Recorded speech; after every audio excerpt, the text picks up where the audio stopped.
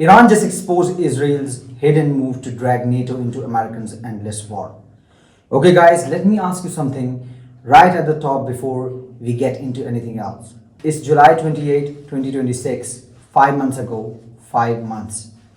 The United States launched Operation Epic Fury, the most advanced military force in the history of human civilization.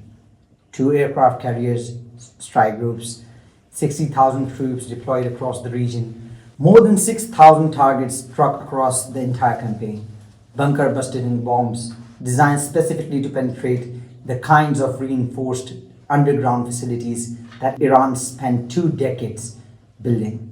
Okay, and this morning, 2 statements came out of Tehran that I think you need to hear together because they tell you something very different from what the headlines are saying. The first came from Ismail Bakai, Iran's foreign ministry spokesperson, who stood in front of cameras and said, and I am phrasing here, but barely, I don't understand how you think you manage this war. He said that the country that was supposed to be collapsing under military pressure, sending out its official spokesperson to say on camera, I don't understand your strategy. The second statement came from Foreign Minister Abbas Araghchi, the top diplomat, one level above the spokesperson, specifically about a new and separate crisis, a drone strike that Ukraine had just conducted against an Iranian commercial vessel on the Caspian Sea. Our Sheikh called it, quote, a violation of the United States Charter that cannot go unanswered.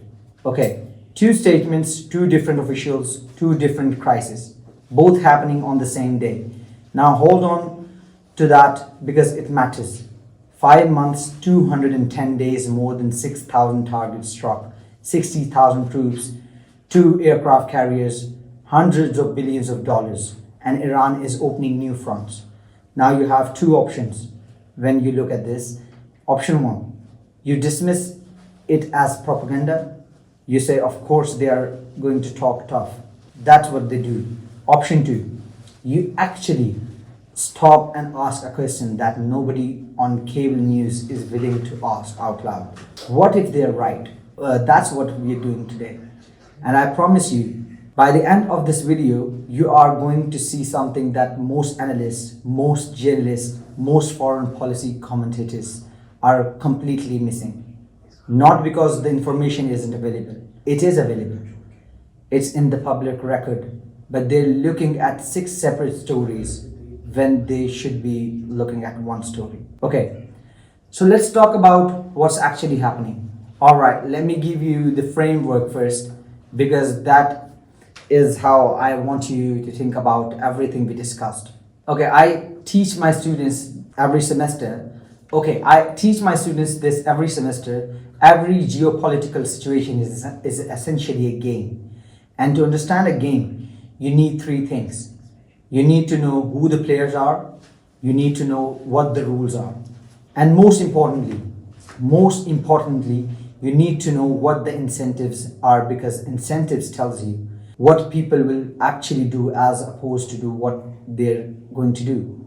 Does that make sense? When you apply that framework to what's happening right now in the Middle East, you don't see a military campaign that's going well for America. You see a situation where every single player, every single one has incentives that are pushing the conflict in a direction that Washington either didn't anticipate or doesn't want to admit publicly. Okay, let me talk you through 6 things that happened in the last 48 hours. 6 things. And I want you to watch how they connect. Let's start with the one that got almost no coverage in Western media. On July 27th, Ukraine conducted a drone strike against an Iranian commercial vessel in the Caspian Sea. Not in the Persian Gulf, not in the Red Sea, the Caspian Sea. An island body of water that Iran has considered its own strategic backyard for decades. Okay, let that sink in for a second. Iran is already fighting the United States and Israel on one front. And now, a second country on a completely different body of water in a completely different direction has struck an Iranian ship. Iraq's response was immediate. He called it a violation of United States Charter that cannot go unanswered. And then Ibrahim Azizi, the chairman of Iran National Security Committee, did something remarkable. He posted a warning to Ukrainian. He wrote it in Ukrainian, guys, because he wanted there to be zero ambiguity about who the message was for. And he said Ukraine would soon realize its, quote, miscalculation. But here's the part that I want you to think about carefully. Iran didn't just threaten Ukraine. They explained the theory of the case. They said that Israel had instigated Ukraine to conduct this attack. Why? To drag European countries deeper into the conflict, to force European governments to choose a side more explicitly. Iran is telling you their read of the geopolitical chessboard. And the read is that this is not a bilateral conflict anymore. This is a regional expansion in progress. Okay, now you might say, well, that's just the Iran trying to create a narrative maybe, or maybe they're identifying something real. Because here's what we know, NATO allies are fracturing over this war. France and Spain have publicly called American and Israelis airstrikes on Iran illegal, not inappropriate, not disappropriate, illegal. That's France, a permanent member of United Nations Security Council, and Spain, one of the most important military partners in Southern Europe, both of them using the word illegally. On July 28th, yesterday, the Pentagon announced it was beginning a formal reassessment of American military presence across Europe. Now, when I read the announcement, I want to tell you that my reaction was not, oh, Trump is threatening to pull troops from NATO. My reaction was, why is the Pentagon making this announcement right now? What is driving this? Does that make sense? The answer, when you dig into it, is actually two things happening simultaneously. The first is the NATO drift. American diplomats walked out of the UN Security Council session while the French representative was still speaking. That's not normal. That is a diplomatic rupture. NATO allies are refusing to allow American forces to use bases on their territory for operations against Iran. Think about what that means operationally. America has bases throughout Europe.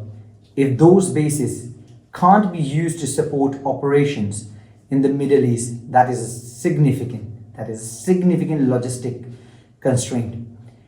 And Washington is now in a position where it's publicly feuding with its most important multilateral alliance at the exact moment it needs that alliance's political cover for a war that's going badly. Okay, the second thing is even more significant, and I want to be very direct about it. The chairman of the Joint Chief, General Dan Kane, told Congress in testimony that air power has its limits and that the state of America's defense stockpiles is directly affecting operational decisions. The Secretary of Defense had said publicly that America defense industrial base is, quote, stretched and overstretched. Okay, let me translate it from bureaucratic language into plain English. The most important military on earth is running low on the weapons it needs to sustain this campaign. And they're telling Congress that this is affecting and they can actually do in the field. Simply as that, here is what that means strategically. Guys, America is not fighting one adversary. It is simultaneously trying to deter China in the Pacific, support Ukraine, maintain presence in Korea, and now prosecute a major air campaign against Iran all at the same time, with the defense industrial base that everyone agrees is not producing fast enough. The Caspian Sea strike by Ukraine didn't happen in isolation. It happened against the backdrop of an American military that is making choices about where to allocate finite resources. And some of the choices are becoming visible. This is what the European presence reassessment is really about. It's not about NATO reform, it's about capacity. Okay, all right, let's talk about what Iran is doing inside its own borders, because this is the piece that explains why the American pressure campaign is not working the way Washington expected. On the morning of July 28th, two young men were publicly executed in Alijandi Square in the city of Isfahan. Their names were Abu Faisal Sapahi and Amir Hussain Safari. They were being convicted of participating in the protest wave that swept through Iran in January of 2026. Now I want you to be very careful here, because I'm going to tell you that what it looks like from a game theory perspective. I want to be clear that I'm not endorsing anything. I'm explaining the strategic logic, because if you don't understand the logic, you can't predict what comes next.